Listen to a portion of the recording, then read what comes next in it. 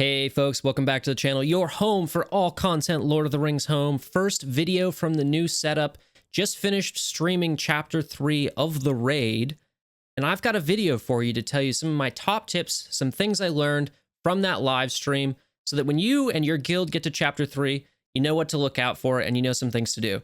That's going to involve this strat where you can use level 1 gear 0 characters and get 90k points easy. That's especially important if you're a free-to-play character and maybe you don't have 5 full raid teams yet. So we're going to start with that. A second video I have is of the Rohan team. I used Halberad and Strider with them. We're going to talk about that. Rohan's actually pretty good in this chapter, and they're a lot better than Isengard, in my opinion. Actually, not just in my opinion. I think they're objectively better. And then the third video I'm going to show you is Rivendell Elves with Naramiri. And I'm going to leave that towards the end because I know not everybody has Elrond, but the point there is that Naramiri is incredible. So here's some just general tips for team compositions for chapter 3. You should not be afraid to to just break up your teams from chapters 1 and 2. They do not need to be the same. And that's because you don't really need to kill all the orcs. And this kind of leads me into my next point, which is you should be doing all of your attempts on difficulty 3. Basically, unless you have the ability to like really churn through and kill a bunch of orcs, which not a whole lot of teams have, I think you're going to basically get more points on difficulty 3 than you are difficulty 2. We tried that a few different times. If you don't believe me, go ahead and try difficulty 2, but make sure you try difficulty 3 as well, because I think you're going to get a lot more points in a lot less time. The reason for that is because you're essentially building up these stacks of capture on your team, and unless you're really good at cleansing or can kill the orcs super fast, you're just not going to get them out enough. So the multipliers you get in chapter 3 are just going to give you more points a lot more quickly. So let's talk about this speed strat, though. This is not my idea. I just want to clarify that, but definitely one that is worth sharing with everybody and explaining how it works. Essentially, this does not apply to difficulties 4 and 5 because those orcs get a little bit of a TM boost, so you can't go before them. But difficulty 3, you can do this trick where if you go before the Shadowseer, that Nuraz-looking guy, if you have a bunch of characters that do that, you get an automatic 90k points, which is why you can go in with these level 1, gear 1 characters. I'm also going to point something out where you don't necessarily need to do any. If you have these characters, put them on a team. I think 2 teams like this on my free-to-play account. But if you don't, it's okay if you use either Sam or Strider. I don't know why you wouldn't have Strider up, but Sam, Ajak, Arwen, keep that in mind for later. Any of these characters that are faster than Dunhar, because all of the 4 orcs that matter, including the Skull Crusher, have a speed of 154. The Shadowseer has a speed of 161, but the big attacks and the AoE comes at 154. So if you have characters that are faster than that, then you can throw them in a team and get an easy points. And that's just because they go first, so they rack up points. You want to be in difficulty 3. See, look at this. 1.2k team. You want to be in difficulty 3 because you get that multiplier there. Sorry if you can see me in the corner there. This is from my live stream. Okay, let's skip forward a little bit.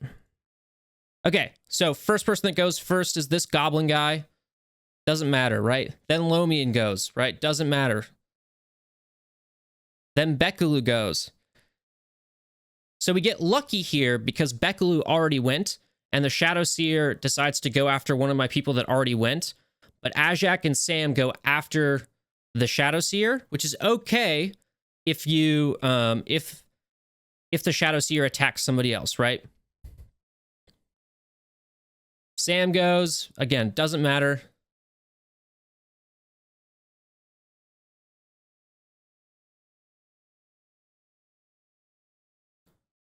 And then Ajak went. And so you basically end up with 90k points there. So let's go back to the speed chart here real quick. So that's what I'm talking about. You should be doing that to fill out all 5 of your attacks. If you don't have 5 teams, you need to be doing that for basically all of the remainder of your attempts, right? Okay, so outside of doing those like little speed teams, I think Rohan is actually pretty good. And this brings me to one of my main points for this chapter. Healers are very good. Obviously, you want a lot of cleansers. So Haradrim have 2 cleansers in both Bekaloo and T-Beb. Let's see, Eowyn can cleanse, right? And Nuraz can cleanse, and Pippin and Naramiri. So those are all characters you should be thinking about slotting into different teams. Again, like I said, break apart your chapter 1 and 2 teams. You're just trying to theory craft something that is going to survive a good amount of time, not kill a bunch of orcs. So Rohan is pretty good here. The other tip I want to mention is that you want probably 2 tanks, and that's actually why I like Halbarad here. One, he serves as a healer, and he's got a taunt. So he's a tank as well, right?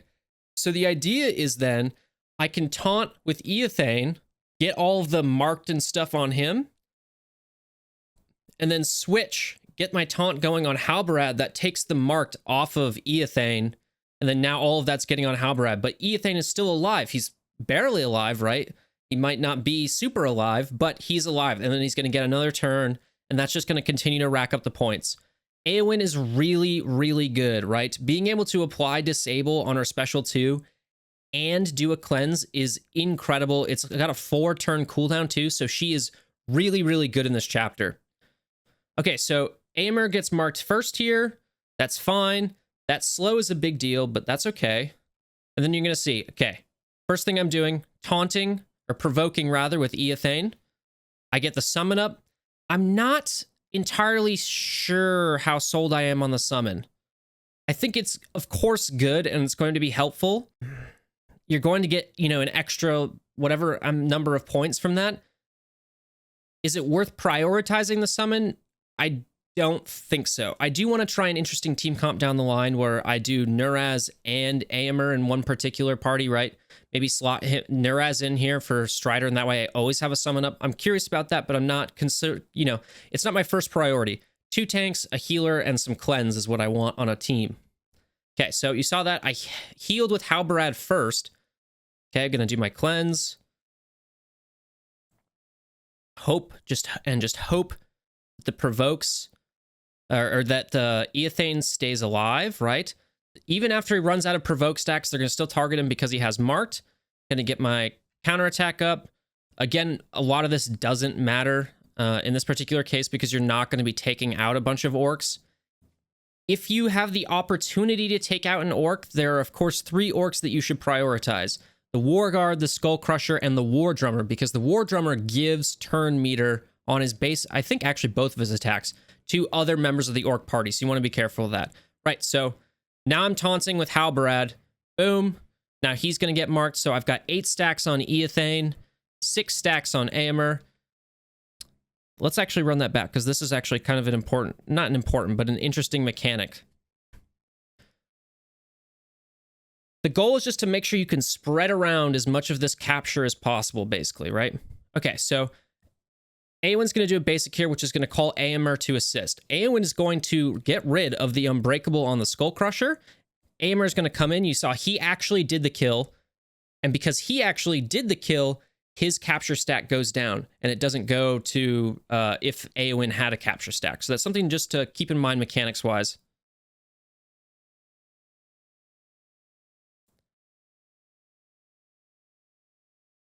Okay. Outside of Rivendell Elves, I felt that the Rohan 3 and plus, in my case, Halbarad and Strider felt the best to play. The dwarves don't do so well because, again, they're pretty slow. They lack cleanses as well. They're just riddled with bugs at the moment. Isengard need a lot of help. I think Haradrim are going to do pretty well. I haven't personally played them, but I think they're going to do pretty well because they've got 2 characters that can provoke. They have a haste, and they have 2 cleansers with T-Beb and Bekaloo, right? So I think they're pretty okay there. What I ended up doing with my Isengard was I did the Isengard 3 with Morja, and then I put Bekaloo on there, and that seemed to work okay. But that's something you kind of have to solve for in your roster, right? So even just low-level characters like Pippin, even if they're, low-level, Pippin or Naramiri, those are good characters to kind of at least put a little bit of resources into once your guild gets to Chapter 3. Okay. You can see that Halbarad basically got out, and so now you're kind of in... These runs don't take very long, which is super nice. They really don't. So you can just kind of churn through them pretty quickly, get all the points you need to get. and then leave. I would say that chapter 1, you're still getting more points in chapter 1. You're going to get more points in chapter 3 than you are in chapter 2, and I think it probably takes the least amount of time.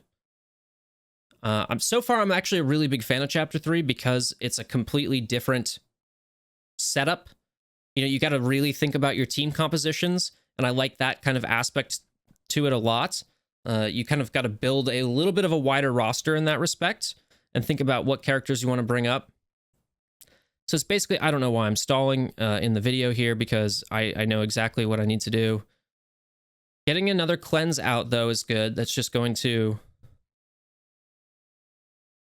Yep. Okay, so it cleansed both of those. Go back to getting marked on Eowyn. That's fine. Okay, so this is basically the end of the run. And, you know, at this point, you're just hoping, okay, maybe I can eke out one more turn, but I guess I didn't here.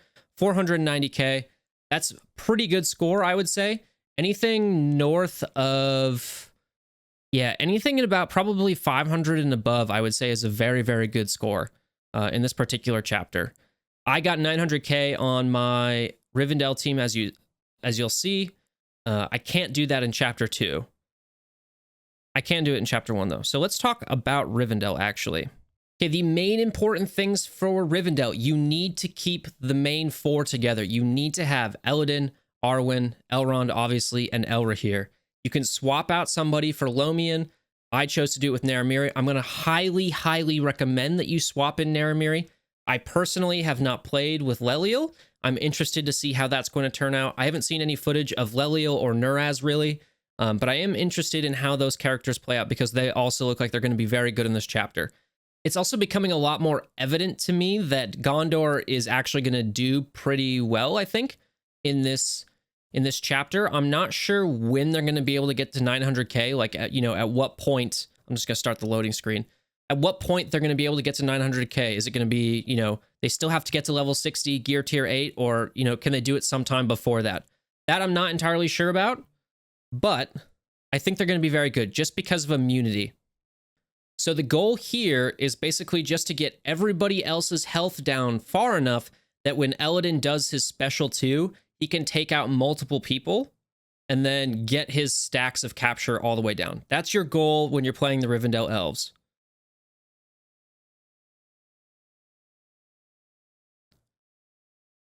And then one of the skills I think is very, very important here is Arwen's special 2. Okay, so you can see I get Provoke Up. That clears the marked off of Elrond. Obviously, all the healing is giving you those extra points. I think I just killed a War Guard here because I'm tired of him taunting all the time. Yep. Arwen's special 2 is very important in the Rivendell setup because when she uses her special 2, yes, she cleanses, which is obviously something you need, but it also puts immunity on the character that has the most wounded character. What I don't know, because it changes depending, it'll have the same text, most wounded character, but it changes the behavior depending on the character you're using in the skill, is whether that applies to a character with the lowest percentage of HP or the lowest actual amount of HP. But why it's important is that she's going to apply immunity to the most wounded character. So, because Arwen goes after the Shadowseer, if the Shadowseer, let's say for instance, hits Elladan, you could immediately use her special 2, apply immunity to Elladan, and then he's basically going to take all those attacks, and he's not going to be gaining anything, right? So I think that's actually a pretty good setup for the Rivendell Elves. I didn't use it here, but it turns out it's going to become important right here. So, right, I do a little bit of cleansing. Naramiri's going to heal. The immunity went on to Elrond because he's the one who took damage first. So you can see that the capture stacks just build up incredibly quickly, which is, again, why you should be doing things in chapter difficulty 3, because it doesn't really matter whether you're in difficulty 3, 2, or 1. Those capture stacks are just going to absolutely destroy your characters. Okay, I think yep, again, I'm just trying to get rid of those unbreakables so that when Elladan does his special 2, Arwen is, I think, really important here. So I think I'm going to get, yeah, just a few. I just got 2 of them down. That's fine. She applies defensive on her basic, right, which gives you more points with the block. She can cleanse and apply immunity. and she can clear strip buffs, which also gives her turn meter. She is basically the key, I think, one of the keys to the Rivendell elves. Why was it so easy to include Naramiri here? Because she gives you extra healing and an extra cleanse, and that's basically what you need. Arwen's cleanse is not enough to manage everything, but if you have 2 cleansers and an additional healer, then it actually works out pretty well. Okay, so remember, Arwen put the immunity on Elrond. I'm pointing it out right there, right? Arwen put the immunity on Elrond. So yes, he's getting beat up, but he can take it and he's not getting any more stacks of capture, which is going to give Elrond more time for his turn to come back around, right? We're going to resummon, we're going to resurrect Eladin, and we're going to get the train rolling.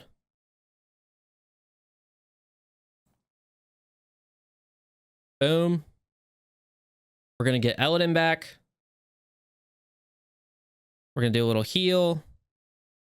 Gonna do another cleanse.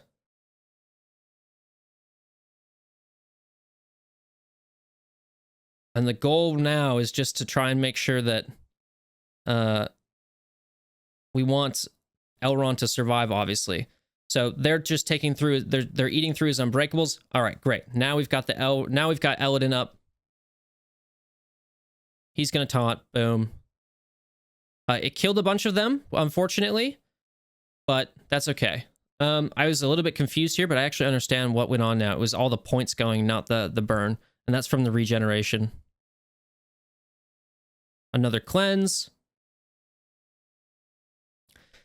The great thing about Naramiri here is if you get her special 1 to level 5, her cooldown on her cleanse goes from 3 to 2. So you basically can have it up very frequently, right?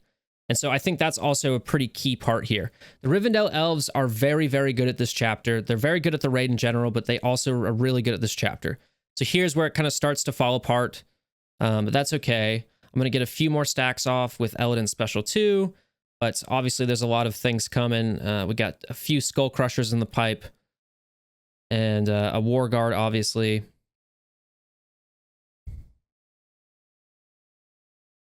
Getting another defensive up, obviously going to be good. Okay, there's a point where it basically, yeah, I think it might be this.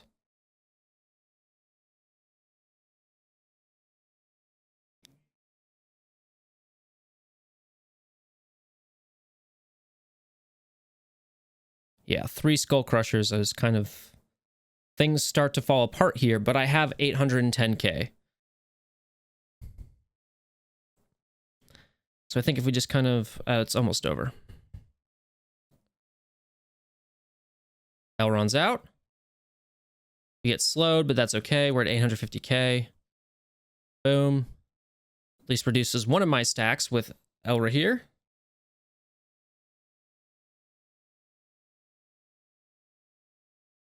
Just again, cleansing. Cleansing. That's what's most important here. We're getting the immunity as well on Elra here, so he's not even getting the stacks, which is why he's able to survive so long here. And then he's out there, but that's fine. Because now look, one of them goes, yep, Naramiri's going to end up going 900k. Okay, so essentially to summarize, break up your chapter 1 and 2 teams. Make sure you have probably 2 tanks. You want to make sure you have at least a cleanser and a healer as well on each of your teams. If you can't fill out 5 attacks pretty properly, you can use the speed trick to get an extra, instant 90k.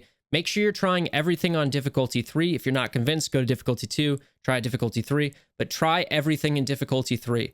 This is a pretty fun chapter. I very much enjoy it. And that's all from me. With that, take it easy.